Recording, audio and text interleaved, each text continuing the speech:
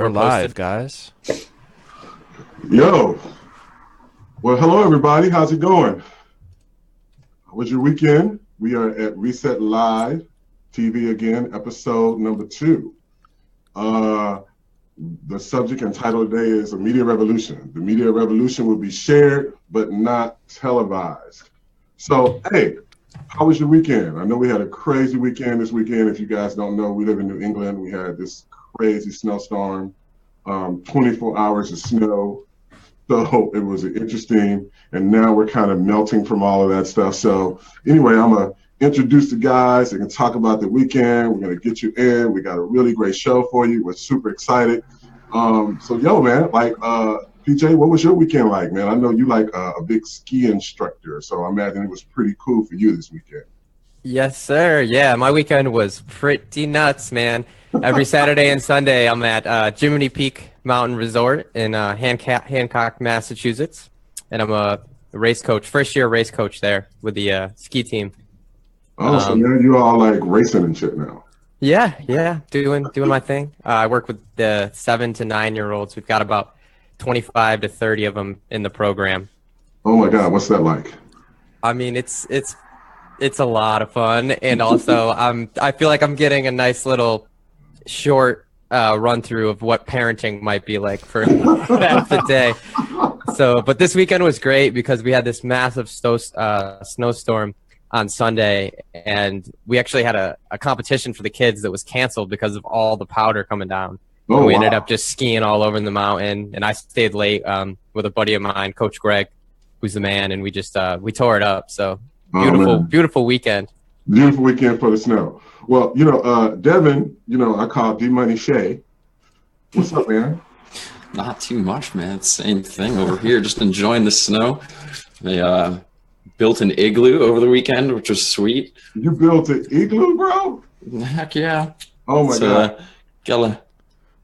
It's coming along. That's pretty huge, man. It's about 7 feet tall at the moment. What? It'll be bigger. Probably before the end of the weekend, I'm sure, because we got a lot more snow left in the yard, and we're gonna build it all up. And I don't know, maybe put a desk in there and do some reset work while we're in the igloo. Why the hell not, right? You go do some meditation or something. Oh yeah, a little man. ice meditation. That's sweet. Ice meditation. That's crazy. So, Chris, what's up, man? It was Valentine's Day. You're the only one like in a real official relationship here. So An official. It's official. It's official. So, like, what's up, man? What did you do? How did you romance? How did we romance? Oh, that's kind of personal. I'm not going to get too deep into that one. But no, we actually.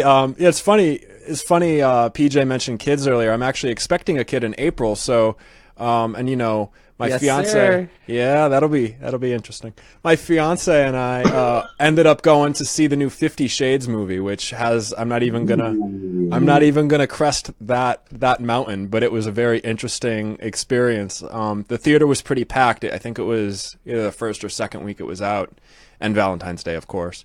So that happened, and then we came back. That's pretty hot, Chris. I didn't expect you to, Yeah, you wow. did, John. Yeah. So that was awesome. On the way back, we actually called for a cab because we got out at like 9 o'clock at night, and the cab took like 2 hours to get to us, so we didn't get back till like 11. But overall, it was a really cool day. We went to Northampton, did some stuff, came back here, saw the movie. wow. It was really nice. I haven't had somebody to spend Valentine's Day with in I don't know how long, so it's good. Well, congrats. And just so you know, this is shout out to Ren. We are definitely going to get her on the show, Dr. Ren. She's got some real interesting things to say in terms of holistic medicine and stuff like that. And she's a part of the Reset family, and we love her dearly. So just shout out to her.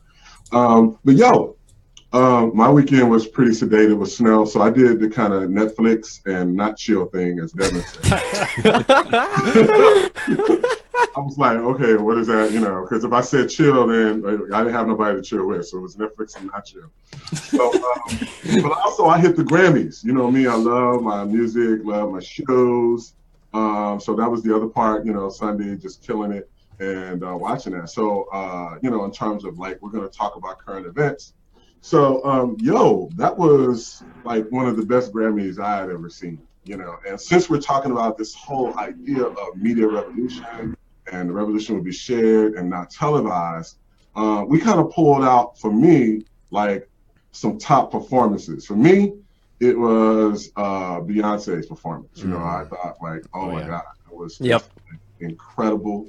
It was pretty insane. I was really feeling Chance the Rapper. And only because he came up from the independent artist, and we'll talk about that.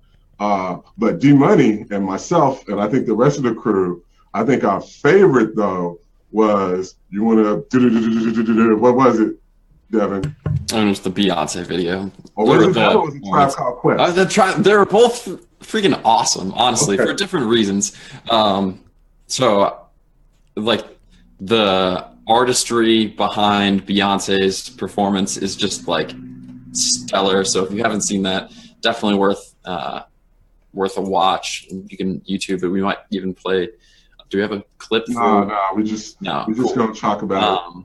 Yeah, it was like absolutely stunning from an artistic perspective, and the message behind it, as well as the Tribe Called Quest was just awesome. I love those guys, and they shut it down, man. Yeah. President Agent Orange. Yeah, they brought some fire to that one, that's for sure. They definitely brought the heat. So like I think in this context, you know, everybody's already talked about the Grammys, what they did, what they didn't like, but I always like to figure out like what is our spin on it. And I feel like that these three people that we're talking about right now is a part of this really great conversation about this new media revolution that's happening, and how they've really embraced it and really built their companies, their brand, and also being able to put out messages. I think that's really why I actually picked those three, or that we like those three. So like, you know, you guys just dive in. Tell me, you know, like, you know, what are your thoughts? Like, what did you think? How does it really relate to the media revolution? You know?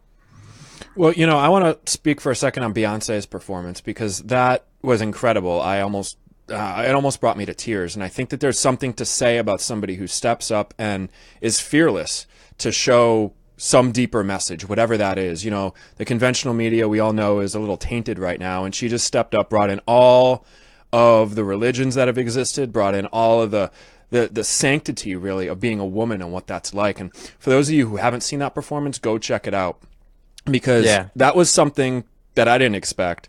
It had so many layers to it, and it was a bold move on her part, especially to do it while she's pregnant. There's a much deeper message there, and for her to share that, I think, just highlights exactly what we're talking about, John. Yeah, I love this whole idea of the sanctity of womanhood. You know, I think that's a really good prevailing theme about what I think people should take from a part of the video. And artists, people take whatever they get as provocative, but I think that one is a very important message. I don't know, PJ, what were your thoughts about it? Yeah, I had some similar thoughts, man. I was blown away by that performance, and you know, just speaking for ourselves, putting this show together and all the work behind that, to put a performance on like that, and the people involved, and the ability to have everything coordinated is just unbelievable. So, but for me, I think the big takeaway was I really felt like I was traveling through time with Beyonce on this journey and this exploration of women and feminine energy. And I thought, you know, not only was it was amazing in a lot of ways, but it was also really powerful. Like we had a conversation, John and I had a conversation the other day, and we were talking about, it just seemed like she elevated the kind of the everyone's consciousness with that performance and with her message. So I was blown away. And she's just, I saw some debates online about her being the greatest live performer alive, and I don't know if I have a better answer than her. So yeah, you know, I think, you know, if we talked about, you know, in this media revolution and what is media really designed to do, and if we're talking about transcending, what better way than, you know, to really use this medium and your artistic opportunity to really elevate consciousness, which I think is like super awesome. I mean, for me, it was one of those situations where, you know, I became very reflective about my relationships with women, and the most important women in my life, like my grandmother and my mother and my sister, and how that's interconnected, you know, and how, that part of that love that they show is really at the essence of creation. It created me, it created the person that I am. But I also saw the other aspect of, where she talked about you want to be like your mother, but not like your mother. And that whole almost conflict that women have between their mothers and daughters and stuff, which is very interesting. But then us embracing this full feminine energy is also very healing. I think that was very much at the end, which was super cool. I don't know, Devin, what did you think? I mean, I'm sure you have an interesting perspective on it too as well. Yeah, I mean, I can't help but to echo what everyone else was saying. I think it really, like what PJ said, it kind of brings you through time and the experience. I think she opens like, do you remember being in your mother's womb and like the velvet of her body? And it was like, wow. That was just like such an interesting perspective and something that you don't. There's obviously the goddess kind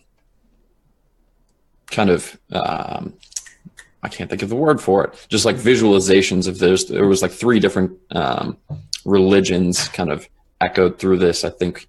Yeah, it was like African, which was Yoruba religion, the goddess Oshun. And then I think there was an Indian religion, and then even one that was a Roman. So it was very interesting how to kind of weave those in. Yeah. Yeah. So that was super dope. But Tribe Called Quest, I mean, like if you want to like the We the People, what was that about? Like, how did you guys feel about that? That just got me completely hyped. I was like, now this is what I remember hip hop being. What did y'all think? Yeah, absolutely. I think there was the energy level. The entire time I was watching, I was like, damn, I wish I could be there. Because like that would be such a sick conference concert to be at. Obviously, don't really care for the glitz and glam of the Grammys, and there's a cool place for that. But just as a musical piece and a kind of speaking to the revolutionary aspect of hip hop, something you don't see very often right now. But really tying in the revolution to the Constitution, We the People, that was, I thought, super dope. And then breaking through the wall, like he's trying to build a wall, they're breaking through walls. I mean, there was a lot of really good symbolism. They had all the people from like the different races and nationalities, like all come in, stand behind them. Yeah. That was That was an incredible performance, unifying, and I was super inspired by that. What is anybody else want to talk about? What they got out of it? Very similar for me. Just the energy. I felt like that energy that they brought and the We the People message it's just a stark contrast to what I feel like we're getting on the daily from mainstream media. It's all nasty right now, honestly. Like it's some disgusting stuff going on in the news and in politics. So that was really like a bring everybody together moment that I felt like that's what they were trying to do. Send that message back out. Like, there's a lot of things to be positive, to feel good about, and we as the people have the power to change how things go. Yeah, I think everybody was kind of waiting. Everybody was kind of dancing around the Grammys, trying to hint at it. But I think Tribe Called Quest just came and just knocked it out of the box. And I think people were so thirsty for it. That's one of the reasons why, everybody's talking about it. So, and they've done some really cool things in media, like having their own documentary and things like that I had a chance to see when I was here at the Academy of Music, which is super dope. The other person I think was very interesting. I mean, of course, Bruno Mars was awesome. He never fails. But the other person I thought was really interesting at the Grammys was Chance the Rapper. Him and his story about him being an independent artist, giving all his music away for free on iTunes. And then he even had to petition the Grammys to even be able to be in it, to get nominated and things like that. And now he actually won 2 Grammys. So like, so when we talk about like the media revolution, I feel like music artists are really at the forefront, kind of really pushing this whole thing forward, and really innovating around this. So like, did you guys get a chance to check out Chance the Rapper and see his performance as well?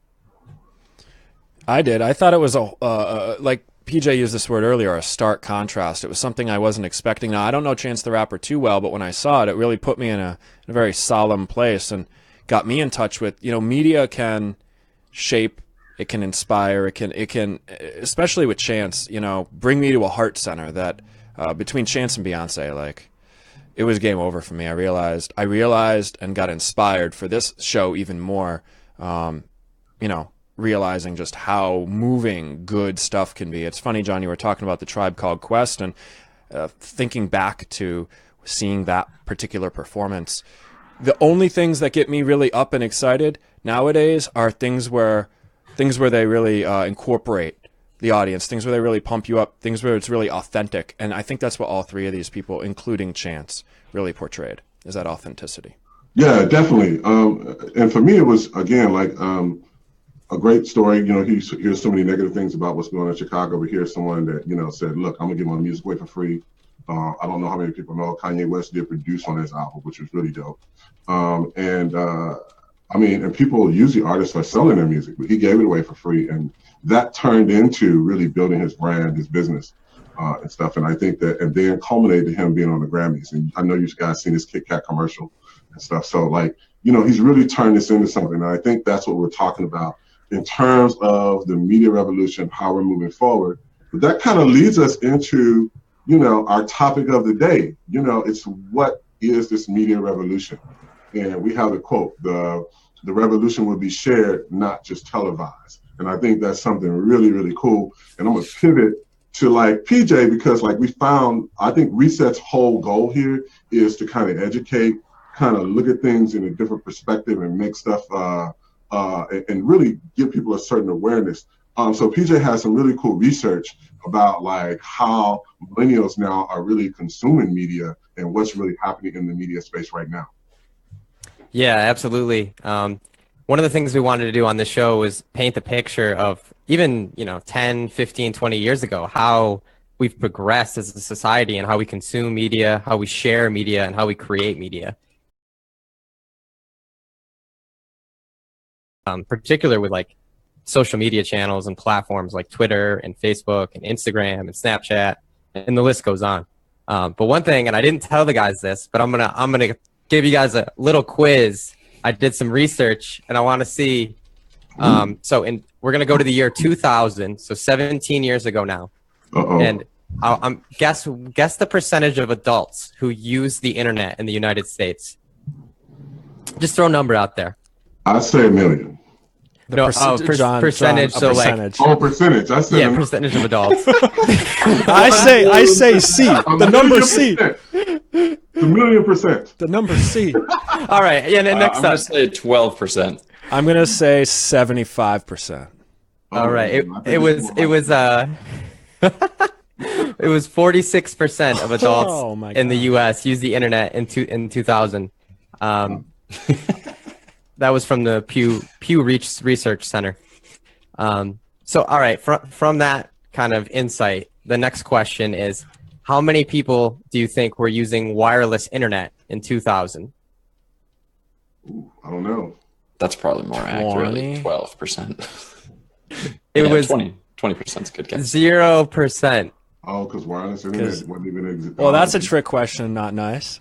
Yeah. I mean, I'm guessing that there was some wireless technology, but it was such a small amount that it's actually less than 1%. So the percentage listed is 0%. So that just kind of paints a picture of how much things have changed. And as far as where we're at now, it's as of 2015, I believe it's 84% of adults in the U.S. Use the internet. So you're talking about almost a double of that percentage over 17 years. Wow. That's insane. So, yeah, that's pretty crazy. And a big part of that trend has been, particularly in the last couple of years, has been consuming and finding out about news through your mobile device, through your iPhones, through your Samsungs. And actually, I found some research, again, from the Pew Research Center that said that, let's see here, from 2013, 54% of Americans would get some type of news on their mobile device, and that's up to 72% today. Wow. In 2016. So that's an 18% increase in 3 years. So Over 3 out of 4 people. Particularly, yeah, for media companies, particularly trying to reach millennials, people in the age range of 18 to 34, 36, mobile is so critical now. And, that's really been a new innovation over just the past decade. So that it's just fascinating to see how that's evolving. Another little piece of research I thought would be cool to open up the show is just talk about the beast that is Facebook. Oh, wow. This platform, as of the end of 2016, has 1.86 billion monthly active users. Wow. And we're talking about a global population that's like somewhere around 7.3 billion total. So that's just absurd. They crush every other platform. I think the next highest social media platform as far as users is somewhere right around 1 billion. YouTube's over 1 billion. Yeah, WhatsApp is over 1 billion. Yeah, it's so crazy, these numbers. And so one other insight that I thought was really impressive, and it comes from research conducted by ComScore Media Metrics. And this was that between the ages of 18 to 34, users spend over 1,000 minutes or 16 plus hours a month on average on Facebook alone.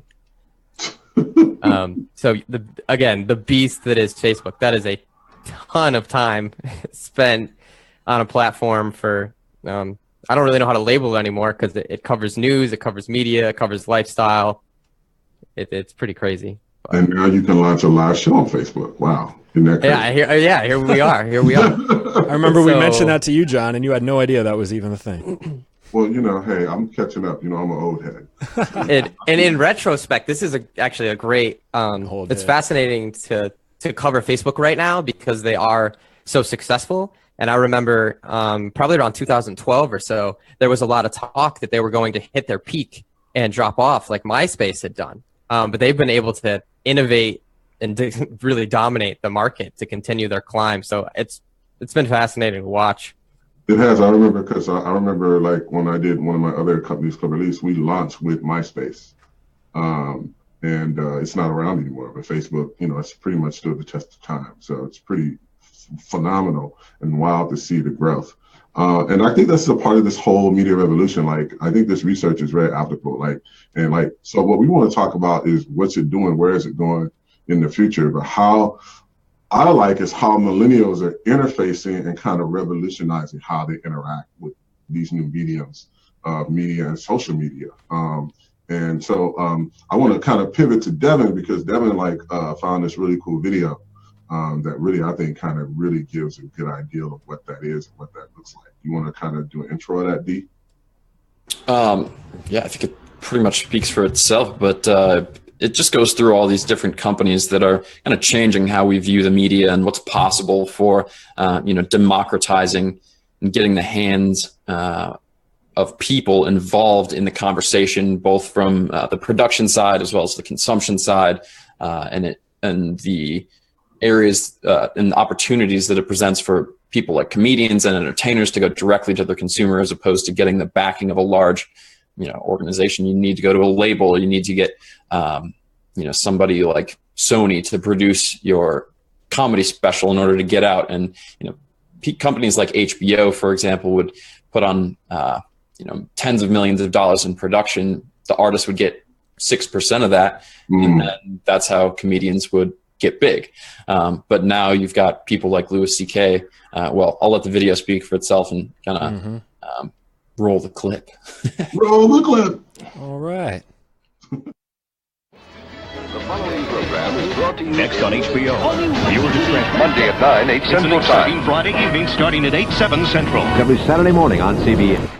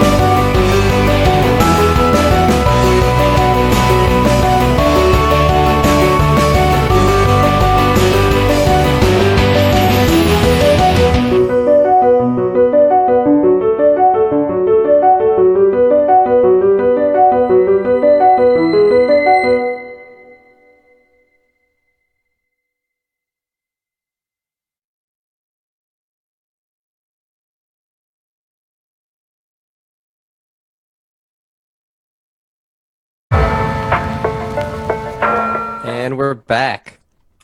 All right. So that video, at least for us here, that's really been an inspirational video for how we're thinking about approaching media reset.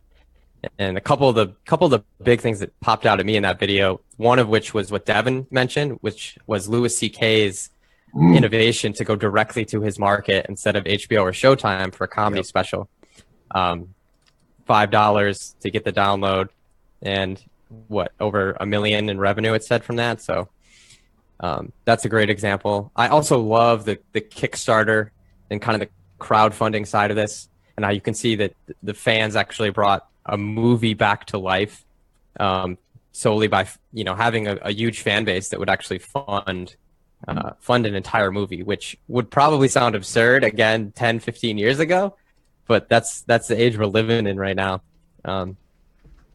So yeah, I think this video really paints the picture, and what we want to do from here is give you guys some more case study examples on how or rather more about this media revolution. So I will kick it over to Devin to break some of that down. Yeah, absolutely. So one of the best examples, I think, is a Playboy competitor called Arsenic Magazine.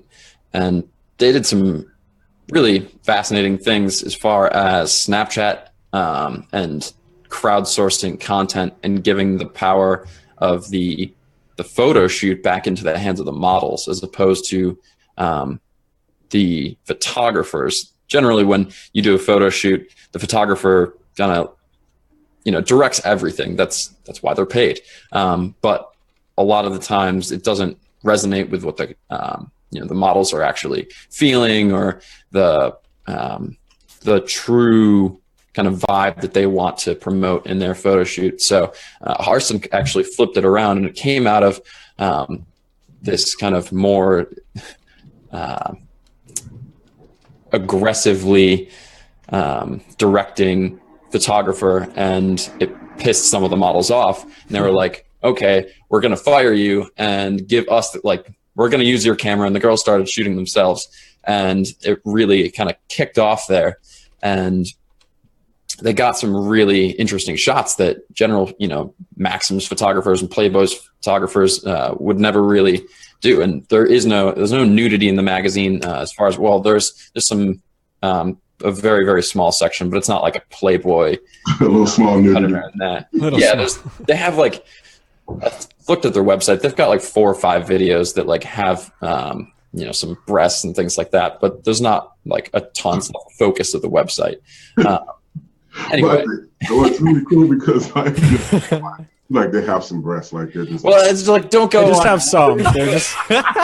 If you're at work, there is a not safe for work section. Just don't go there if you're right. I know. I'm just talking about it. Oh, that's the disclaimer. Okay, that was the disclaimer. Just some breast in the menu. I think I like what you're saying in the thread of the revolution is that these models who were pretty much kind of victimized by photographers were able to take control of their own branding and images and give them the power about how they wanted to present themselves. And I think that's super cool. Yeah, I think one of the quotes from them was they like being provocative, but they don't want other people to tell them how to do it.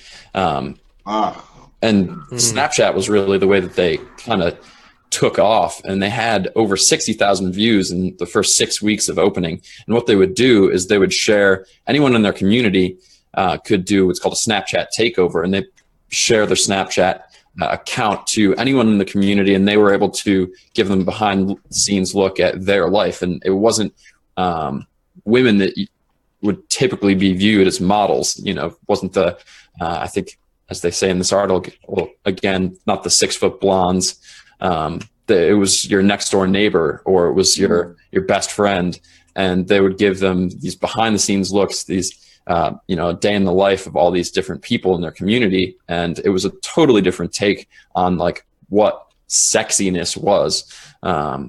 And it gave the control back to the community, and they started curating that content and using it for the Instagram. People would do calls for specific looks, and then their community on Instagram would share the pictures with them, and they just repost the photo. And it allowed it to become democratized.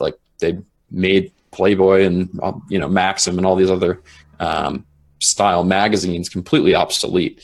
And now I think they're over over 10 million views. They've got more actual viewers than Playboy and Maxim combined, and they're just growing so fast. Kind of similar to DJ Khaled as far as Snapchat. He's another great example of the Snapchat like revolution. He's got over 3 to 4 million views per video that he shares. That's more than any TV show in existence right now. I think Big Bang Theory is 3.3 million, and Khaled gets 3 to 4 million views per video, and he puts out a ton of them every day. And people are just obsessed with seeing like behind the scenes of his life because he's a crazy character. Yeah, the first time I was asking, I was like, "What is up with this Snapchat?" I didn't get it. Mm-hmm. And the first thing that people said, and I think you recommended it, and my boy Marcus, shout out to Marcus, was like, "You need to friend DJ Khaled and check out what he's doing." That was the first thing they said, and it's addictive because he's super funny, he's super engaging. And I think it kind of revolutionizes what's doing it. Now Snapchat has a way where, people can sponsor it. So now you can monetize that. So he basically built his brand and monetized it. Now you see him on a TurboTax commercial, Mm-hmm. So like, yeah, I see that as another really cool innovation out there. What about the other technologies and stuff? I know PJ and Devin, you guys are really into that. Like some of the field technologies and stuff that's kind of revolutionized this whole ideal of taking media directly to the masses. Yeah, I mean, you actually saw it in that video we showed. There was a big shout out to GoPro, and it has been amazing what's happened as far as kind of action sports. So your snowboarders, your bikers, your skiers, your kayakers, the list goes on, your skydivers. I remember Red Bull had partnered with them to do, I believe it was the first man to jump from the edge of space and actually do a parachute landing. Yeah, and that was all live streamed, and that was insane. Yeah, speaking of that, I mean, let's just look at our mobile phones for a sec. Going back to your statistic, in 2000, like we didn't have the kind of technology that we have now. So for us to have not only like hardware, like the GoPro, but programs in our phone, capabilities in our phones, the thing we carry around constantly to just put out a video like Devin was talking about with Snapchat, or there's movies out there, full documentary productions that were shot on nothing more than an iPad and an iPhone. These are things that we can go out and buy. So the technology becoming more accessible to us is huge, and then simply choosing to say yes and create your own content, I think, is the biggest step that like people can do.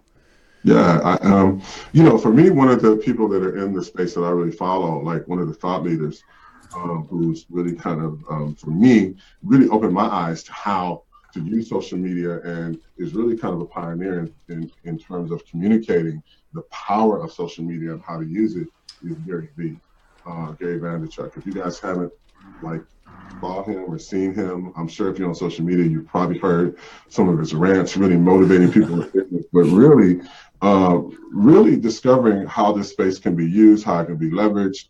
And he really talks about how, this whole disruption of media and putting the power in your hands and directly communicating with your community market. I don't think there's anyone better. And if you haven't read his book, Jab, Jab, Jab, Right Hook, it is a super fantastic book in terms of, especially if you want to open up a business or get your brand out there, get your name out there, how to really use it and how to really push the social media space. So shout out to Gary V.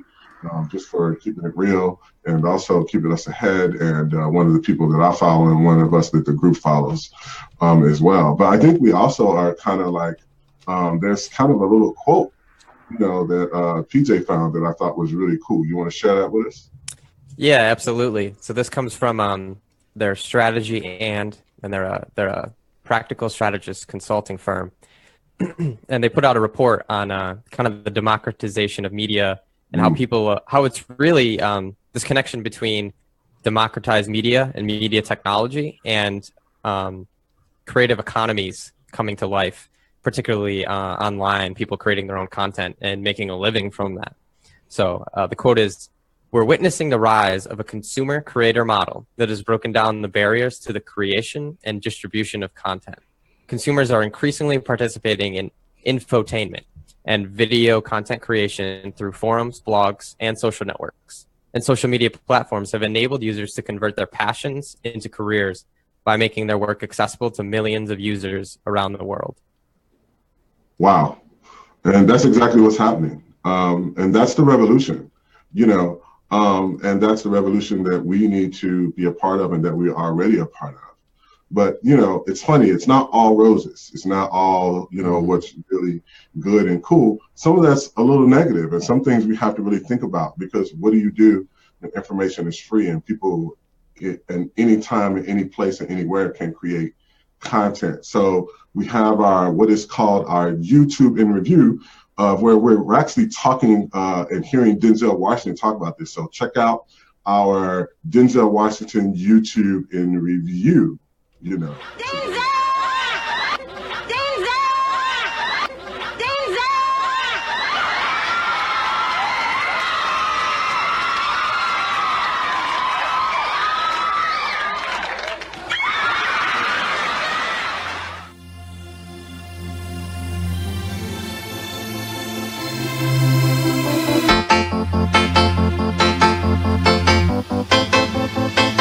What do you make of all the fake news that it affects If you don't read the newspaper, you're uninformed. If you do read it, you're misinformed. So what do you do? That's a great question. What is the long-term effect of too much information? One of the effects is the need to be first, not even to be true anymore.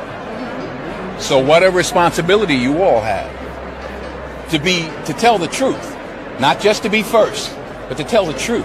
We live in a society now where it's just first. Who cares? Get it out there. We don't care who it hurts. We don't care who we destroy. We don't care if it's true. Just say it. Sell it.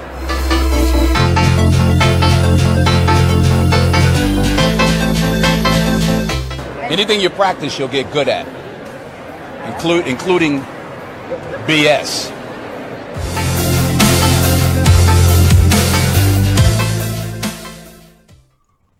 Talk What about was that? Off the mic moment, bro. What was that? That's a poised man right there. I'm Yeah, like, he nails it. I'm like, did you prepare for that or what? I mean, like, whoa. Like, if I was a reporter, I would be like, what just happened? Right I don't even think he paused. I think he just had it. Just went for it. Yeah, if I was that reporter, I would have immediately flipped to just listening to that man and taking in everything he had to say. I mean, it's crazy, man. You know, like that was so deep, and it had so many different layers to it. It just opened us up for a real topic of this conversation, and that's the reason why we chose this. Because the one prevailing question that I like was, if you don't read the newspaper, you're uninformed, but if you read it, you're misinformed. I mean, that's crazy. And just the whole other question of what is the long-term effect of too much information. I mean, whoa! I mean, like that's one of those things that really makes you think. And like, how do you and what is the effect of that? You know, what do you guys think?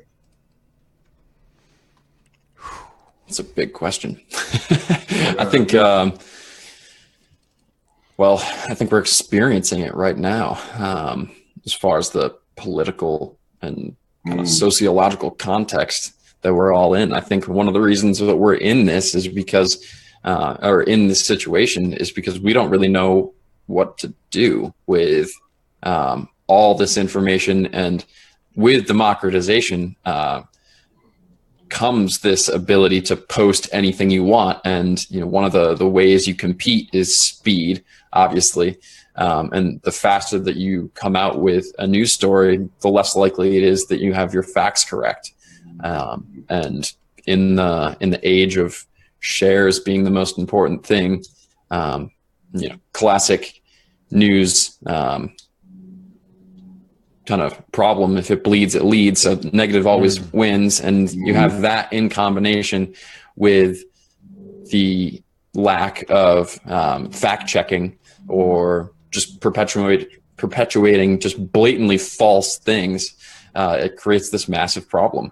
And you've got the information bubbles that you get into, created by the Facebook algorithms, only sharing content that you would like, which is great for engagement on their side, because of course you want to see things that reinforce your own beliefs, because people don't want to be challenged in their day-to-day life, especially, you know, when they're browsing the web for 10 minutes. They don't want to see something that's completely against their their sets of beliefs. So it just it has this tendency to reinforce what you already think you know.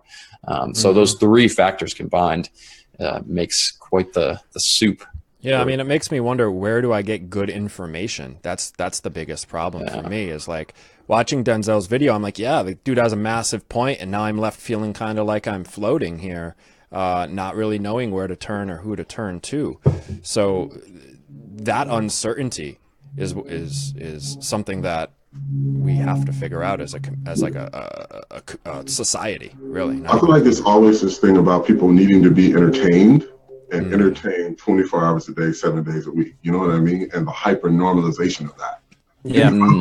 I mean, there's like nothing shocking that we have seen. You know, we just constantly intake information, but there's no critical thought or anything put in between that.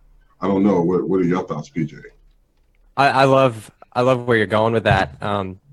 It really brings to mind, to me, the importance. We don't talk about it on a cultural level enough. Like, you know, for instance, going back to having, 16 plus hours a month on Facebook, just as a small example of always intaking this information. And there's not really, I haven't seen at least many good approaches to how to, a lot of the problems that we just listed and that Denzel talks about, which is, how do you know if the source is good? How do you balance what you're intaking? And I think if we get into some of these problems a little more, the one that I like to talk about a lot is curating your news and curating your media, because I see it as such a double-edged sword. So for instance, 10, 15 years ago, you either had to rely on super mainstream media for your news, or, you were reading textbooks or maybe some tech blogs.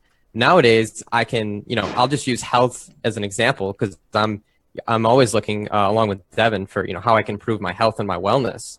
And I can subscribe to Jack Cruz, who's one of the top doctors and practitioners of kind of how do you optimize wellness on the planet now. And same thing for a guy like Ben Greenfield, who is an expert in fitness and how to train your body for things like triathlons and Spartan competitions and things like that. So on one hand, I get to curate from the very best of the best, the 0.0001% of guys, and I get to learn from them, which raises my intelligence.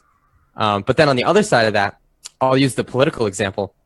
If I only subscribe to super right or super left politics, that's all I get. And it creates a bubble that I live and I exist in, and I communicate, everybody that's in that bubble with me reinforces those beliefs, because they're getting media and they're getting their news from the same sources. It's the misinformation.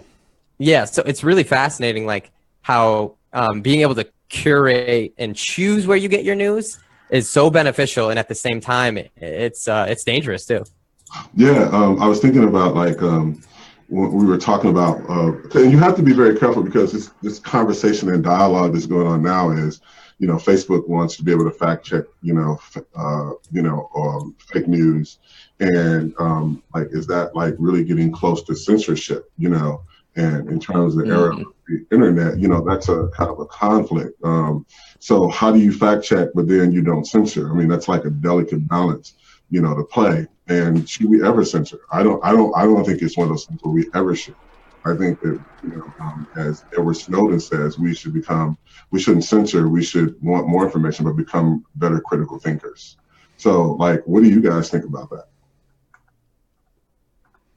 Yeah, I think that's spot on. And actually, we had somebody in the comments here, my stepbrother, James Goodspeed, said exactly that. He said, I think you won't know if it's true or not, but digging into finding different information and making a decision based on what you find is really critical. Taking the initiative to have your own opinion rather than just take whatever's spoon-fed to you, I think is going to be a critical piece in solving this problem.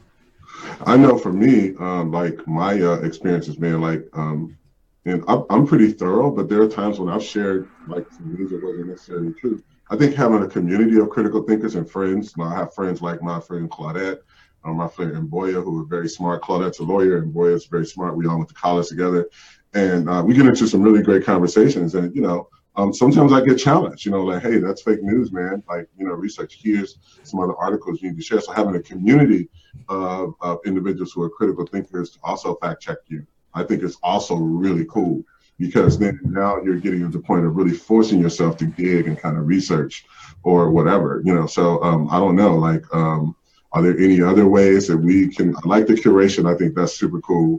I like the fact that you have a community and stuff, but what about crowdsourcing? What about that, Devin? I know you are very much into that and kind of leading our company in the forefront of really crowdsourcing content. Well, I think you touched on kind of like crowdsourcing fact checking is a great example. And there's technological platforms that you can use to encourage that. Wikipedia is a great example. A lot of people back when I was in school would talk about, you can't trust Wikipedia and it's super, it's unreliable. But I think over time and how they've shaped their community, it is more useful than, it's basically made Encyclopedia Britannica and all the other encyclopedic companies completely useless. And it's all just based on engaging their community generally for free. I think they do have some paid editors, but most of the content is just from people like you and me that have an expertise in a certain area. And if they promote an incorrect fact, somebody else will come in and fix it.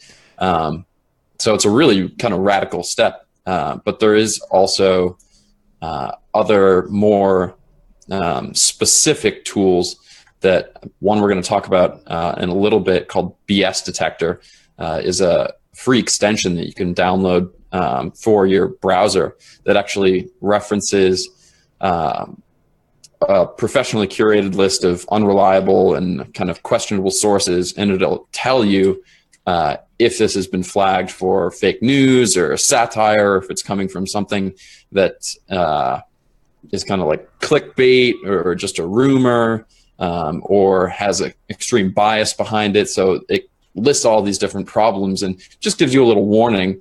And, I don't want to say that, it's completely accurate, but to have that little disclaimer when you're reading something is really useful, because almost everyone has a certain slant, and to know the perspective that you're coming from when you discuss something or you report on something is really important these days. Yeah. Yeah. And I think, sorry. Yeah, thanks, John. I know some of the most successful platforms, Devin, to your point, and what we've been talking about turning to the community and engaging that community and having the BS detector, so to speak. Some of the most successful platforms out there, like Quora, or like there's a developer platform called Experts Exchange. They have this ability for the members to upvote and downvote. So immediately when I go to Quora and I look up a question and I see the top answer, it's by the community, it's from the community. It's almost like, John, what you were talking about, where your friends come in and say, hey, that's BS. I don't want to, you can downvote too. So you can get a negative rating on an answer. And that's really what I think we need, is to start to turn more toward people that we don't even know, not only to give us the context like BS detector, but also this ability to vote on our content that we're putting, whatever that content is. Look how it revolutionized, online shopping platforms like Amazon. I think that's one of the main reasons that they're so useful as a shopping tool, because instead of going, back in the kind of the old days, it would either be, you'd have one or two options, or you'd maybe see a review in like the newspaper or something like that, or, like you'd see a product commercial. But now you hear about a product, or you have a need, you can Google it, you're going to get a review from all these different bloggers, some of which you may trust. Then you go find Amazon and you see that, it may be a great product, but 30% of the reviews have it breaking down over time. And that may not have occurred to the review. The person that puts the review in the newspaper is going to get something first time out, and somebody can go in, buy a product 6 months later, it breaks, and they can update the review and be like, oh, by the way, this is terrible build quality or whatever it is. And that can be reflected in your buying decisions.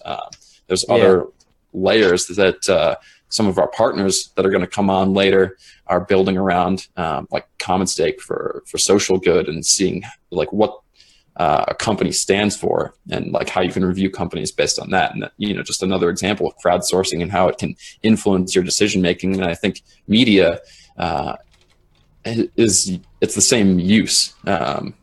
So like being able to review, and like Chris gave with the example of the up and down vote, like Reddit or Quora, is a really useful way to flag different potential problems. Yeah. I'd love to, just to get in on that with you guys on that conversation, because Facebook actually took a ton of flack this last political season for having a lot of fake, or at least impartially, not fully true articles and statements. Or trusted websites as well. Yeah. There was literally people that were goofing off and making up articles from, brand new websites, and those went viral. Right. And I know I found an article from The Verge, which we'll share in the show notes, to let people know, that this is not valid information. And I think they're going to be a great platform and company to watch as far as how they approach this issue of fake versus real news. And I think though the community also has to be able to check them, because there has to be a check and balance to make sure. Absolutely. So Absolutely. I think it's a dual relationship. Yeah.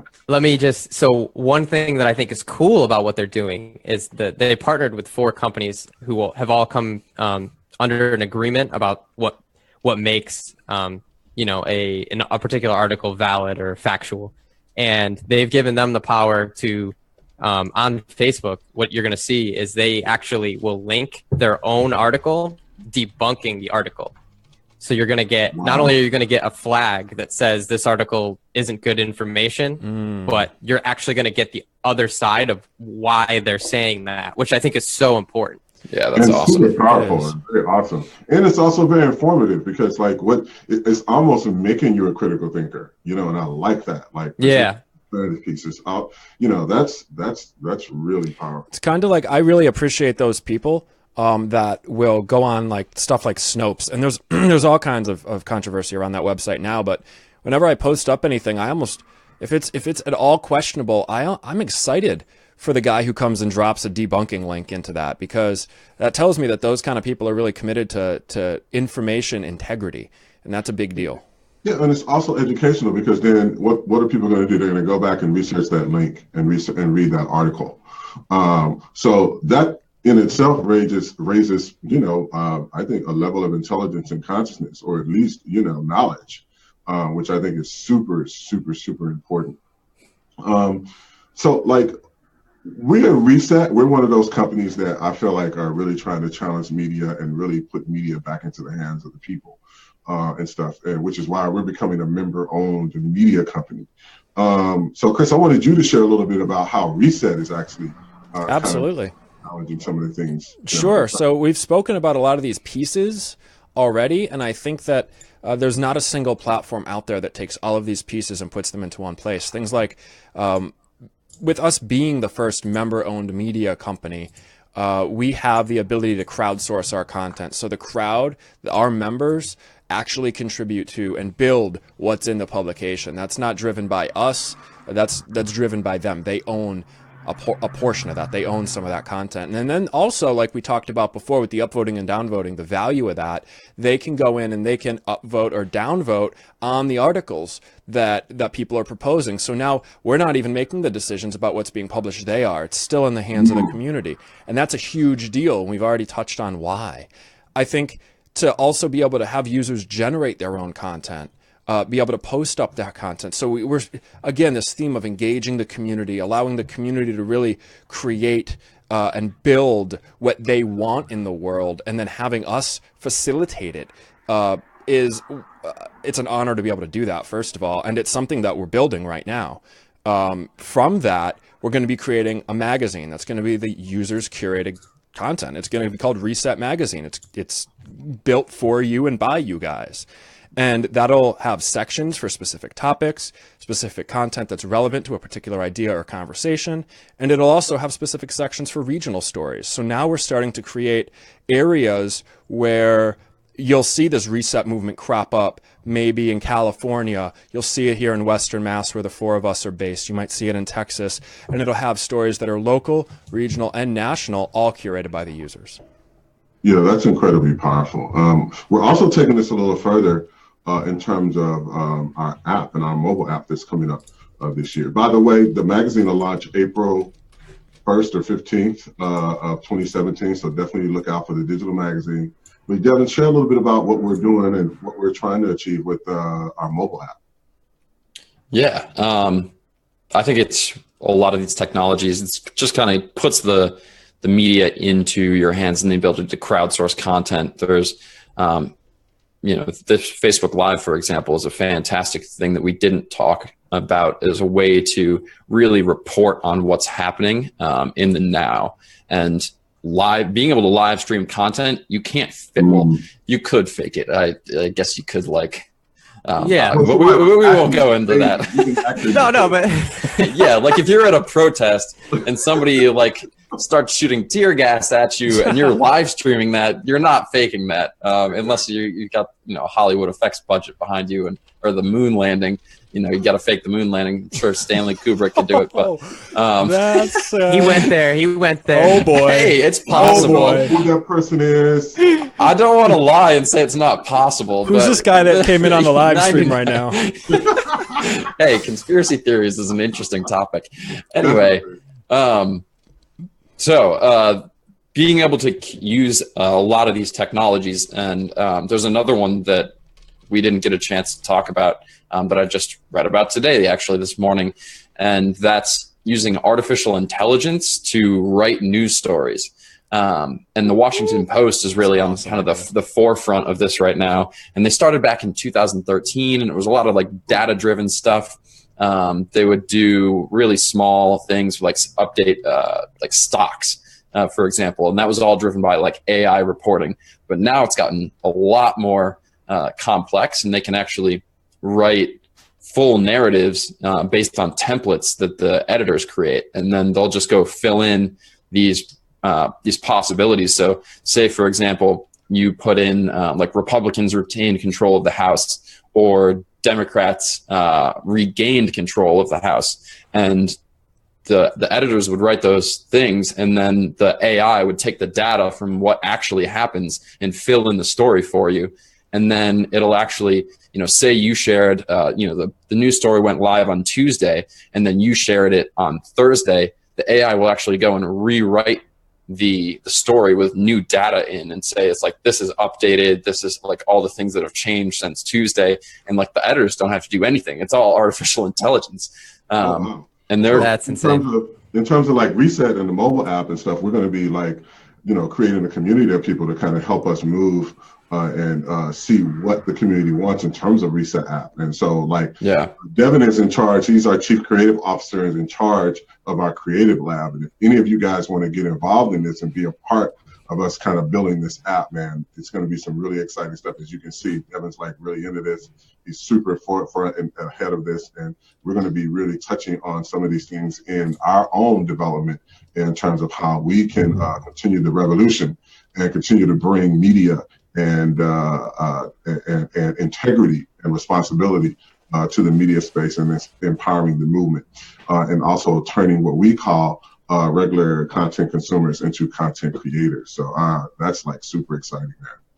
Yeah, some cool stuff going on right now. Definitely some cool stuff. And I think we need to do a show just on that, man. That whole AI conversation, man, is really pretty fascinating. That blew my mind. That's really interesting, yeah. I'm sure we're going to have a lot on artificial intelligence. It's so pervasive right now, and it's only getting started. That's where the new revolution is. Wow. Over the next 10 years, it's going to change. The creators everything. are going to be on the top at that point, because all that they have to do is create, and the technology does the rest. Yeah. Yeah, that's we probably should get Peter Diamandis in on that conversation as well. I think that'd be good. Yeah, let me just I'll just shoot him a text real quick. You got the personal line, right, John? You got the personal line on him? The back channel. We'll bring in Devin has we have a business partner up in Canada that specializes in AI technology. So maybe we get him for an episode as well. Yeah, we got to get definitely. Give him a shout out. Eddie. Yeah, Eddie Rockwell. Oh, He's the what's up, man. Eddie Rodwell? We Does you to get on the show. exponential technologies. We'll definitely get him on. Sounds cool. That'll be great. Yeah, that'll be great. So I think All you right, want to. well, Go we're ahead, ready Joe. to go into our reset take. Nice. Drum roll. Yeah, we'll be right back with you.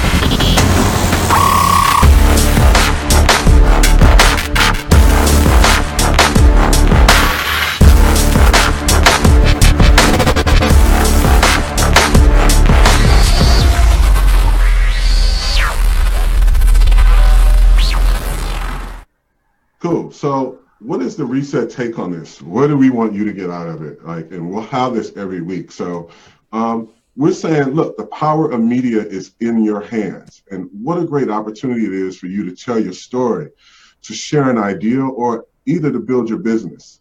This is the media revolution. You are the revolution.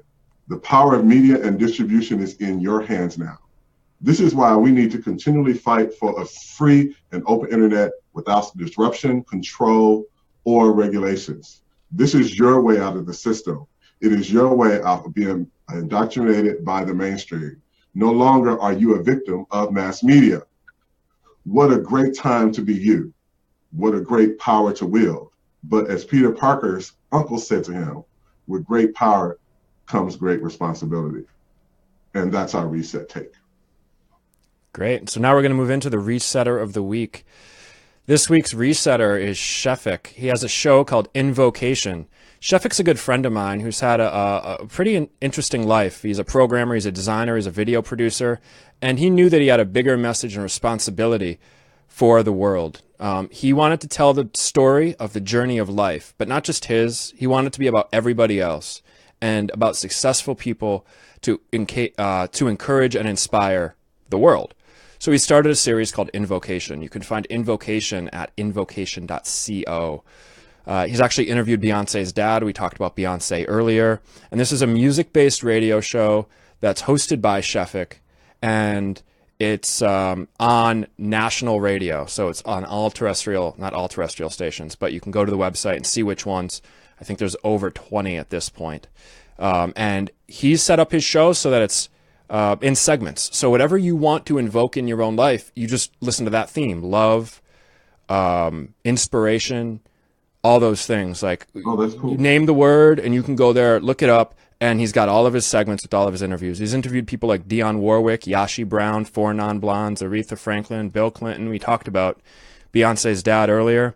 And this production actually won the Markham Platinum Award. It's a video production award. And it's the Markham Platinum in particular is the highest honor that can be bestowed by Markham, which is the organization, obviously, that puts the awards together. And that award recognizes outstanding achievement by creative professionals involved in the concept, direction, design, and production of marketing and communications. And industry leaders, even like Adobe and big corporate organizations, have submitted for that award. And Shefik has actually won that award. So shout out to Shefik. You are the resetter of the week. All right. Go, Shefik. Go, Shefik. And of course, we always have and move into what our featured product is for the week. And Devin, I'm going to give it to you on that one. We can't hear you, brother. Devin, man. Oh, wow. That was off. My bad. It happens. Technical issues. At least it wasn't a wardrobe malfunction. Perfect. Anyway, yeah, it's got to be the BS detector. Like, that thing's awesome. It's free. We'll link it in the show notes. It, doesn't cost anything, so why not download it? It's really cool. What, PJ? I was going to ask one more time. So that's a browser extension. So any news source or any website you visit, it'll give you feedback on the article you're actually reading? Yeah, absolutely. Okay. And it's open source. It's maintained by this company called the Self Agency. Big shout out to them for creating something like this. Pretty awesome. So check it out. Cool. Awesome. So we also have our quote of the day, which is a part of our wrap up. And I don't know, Chris, do you want to play I'm it? happy to take this. Yeah. Right. So the secret is to focus your energy, not in fighting the old, but in fighting the new. Yeah, I thought you were supposed to cue up the Denzel video. Well, there's two things here. Well, we couldn't There's have two things we couldn't here. have a smooth quote. You meant we're gonna have a smooth. I was quote of the about day? to make a smooth transition. I was about to make a smooth transition. Thank you, John. So we also want to hear Denzel one more time because there we go. Quote of the Thanks, day is becoming the best part of the show, man. It is. It's really becoming pretty hilarious. So we want to hear Denzel one more time. So we're going to play that clip. Listen carefully.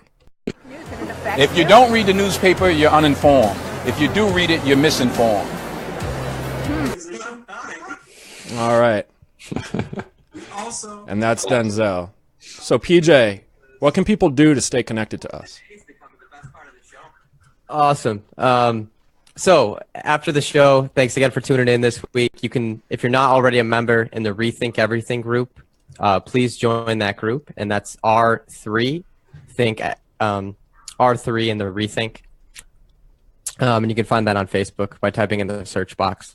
But what we're going to do is we're going to follow up this conversation in our group channel, and we want to hear from you guys about what are your favorite media sources that you most trust and why you trust them. So we really want to continue this conversation and hear your take on the media revolution. And All right, and we're out. See you guys next week. Great show.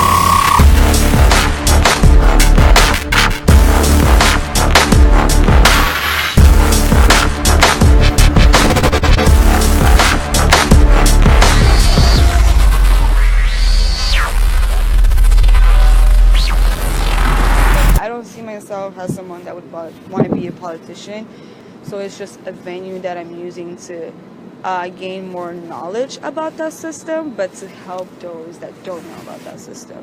In high school, I got involved with the Mayor's Menino Youth Council. I was a Dorchester representative, and that was the first time that I had to represent a community. In Boston Public Schools, definitely it's hard for us Cape Verdeans to succeed out there because they want to shut down a lot of the programs that help us as students that English is our second language. The system is kind of hey, we just want to get the students to graduate. Forget if they're going to go to college or not, but we need our numbers so that we're graduating a lot of students. One of the things that I woke up to when I came to UMass, we're not the face that they're talking about during orientation. You know what I mean? They talk about it, but they're not showing the real stuff. So to me, it was just hey, we're actually here, and we're the reason that you have this diversity, but you're not giving me the resources that I need to show my Cape Verdean culture throughout campus. And people think, oh, there's no more racism. Yes, there is. People need to start educating themselves, regardless if you were affected by it, regardless if you're black or not. That's a national and international problem. You don't have to be directly affected by it. You don't have to be black. You have to be citizens of the world. Second chance. Reset means second chance to me. That's my sentence. Second chance.